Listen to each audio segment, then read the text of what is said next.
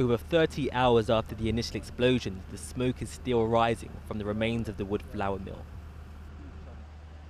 The full force of the blast is evident in the way the building's steelwork has been ripped apart. Search teams with experience from the earthquakes in Nepal and Japan were finally allowed onto the site this morning.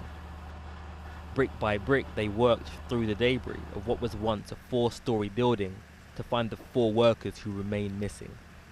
Well, the process is slow and steady, really.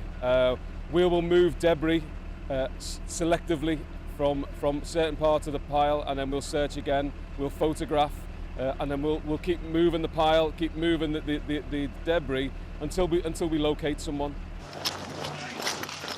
A worker captured the fire's intensity on mobile phone footage. These flames reached 70 meters high, according to those on the site. In addition to the 4 missing, 4 others were hospitalized, including a 29-year-old woman with severe burns and blast injuries. Tackling the fire has been both dangerous and difficult. The building really has sort of burst from the inside, and then after a period of time it's also collapsed back in on itself. So there's lots of complexity around the building collapse. Coupled to that, of course, you've got a number of hazards. We've got kerosene tanks that have ruptured, we've got LPG cylinders, acetylene cylinders that are adding a different sort of challenge for the operational crews down there. The mill had been a major employer and a historic mainstay to this smaller countryside community, which has a population of just 400.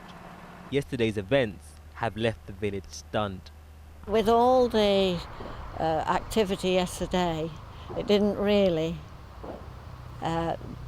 sink in, but this morning it has. It's really hit me to think that people have been injured and 4 missing too, and 1 person we know.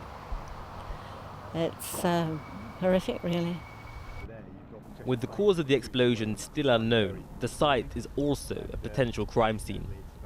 Given what's happened, there are going to be some big questions that need to be answered, and there has to be a full and thorough investigation. But today, most of the focus, rightly, has to be on what we can do to ideally rescue, or at least recover, those people who've sadly been trapped in this terrible site for over a day. The community is still waiting to hear news of their missing friends, praying for good news as they prepare for the worst. Simeon Brown, Channel 4 News, Bosley.